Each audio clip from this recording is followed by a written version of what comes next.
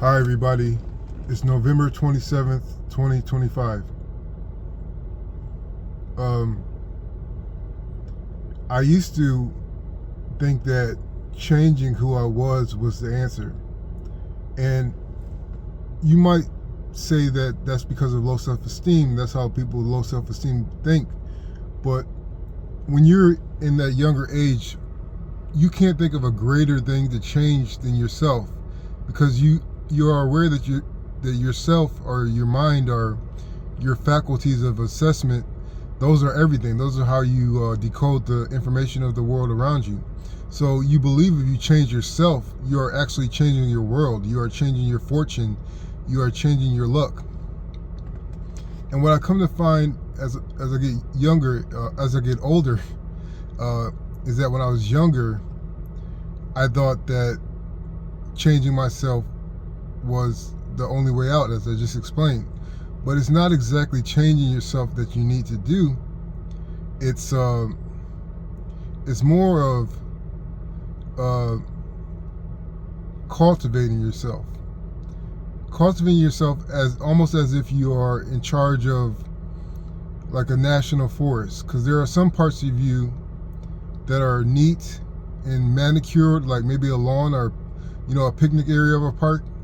And then there's deep forests that are mysterious to you because you don't know what's all in there. You see many different types of life forms in there, and some people report seeing strange things. This is all like your national park that you have to cultivate and tend to.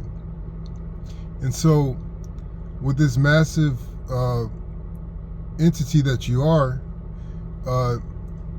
you realize as you get older that things start to work together. Things are connected that you didn't know before.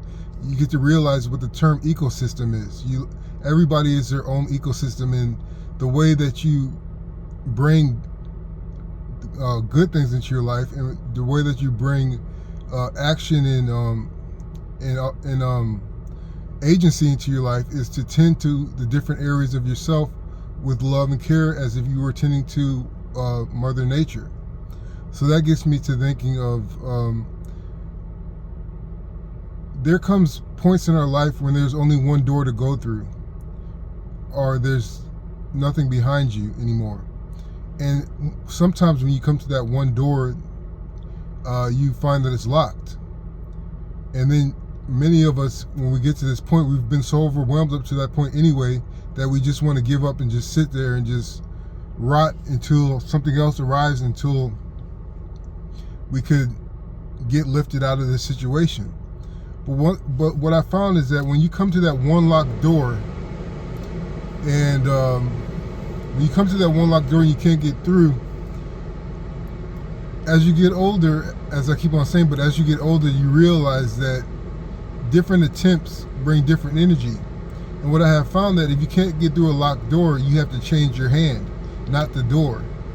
And by changing your hand, I mean your approach, your beliefs, your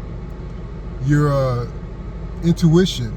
You change your hand for that locked door by coming to an understanding that you have gotten from your past or from your present, that you have learned from. So if you come to the door with the wrong energy, if you come to the door angry and it's locked, you step back and then you try to your best become calm and peaceful. And that way you change your hand, and maybe the door will open that time. Sometimes it takes multiple tries of shifting your energy, shifting your attitude, shifting your beliefs. But when you shift your beliefs, always keeping God at the top, always keeping God at the center, because that's where the power comes from. That's where you are able to change your internal states, is the power from God. Keeping Him in that precious spot allows you to change your hand, but keep the same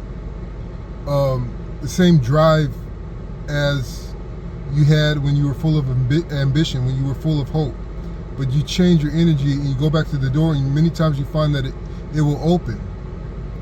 And how do I change my hand? Sometimes when I get angry, I step back before I retaliate, and I practice empathy. I practice empathy with the person or the situation that is causing me anger. And I try to understand them, and I try to put myself in their shoes, and I come back at them, or come back at the situation calm and kind of aloof to save myself grief, to save myself even more anger.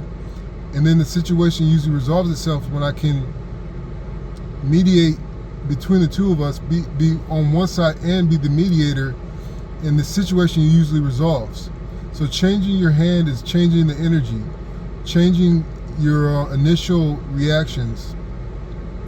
And you will find many times that when you open the locked door, you are just right back on the path. You're on the path ahead. It isn't the end. It's never the end until it is the end. And from what I can glean, there is no end, and that's a good thing, because life can be very sweet once we realize that we have all the time and no time in the world at the same time. And there are many things to experience to impart wisdom. And sometimes when things feel futile, not giving up at that moment when you are supposed to, when you feel like, because you could get to that moment when you feel like this is where I'm supposed to give up, this is where I'm supposed to stop. But if you keep hope in that moment, many times revelations come and they give you peace. You might not be able to move where you want to move, you might not be able to do what you want to do, but you get peace in that instance, in that part of the world you are in at that moment, because of the wisdom of accepting with the drive to keep on going on. So I hope this helps. Thanks.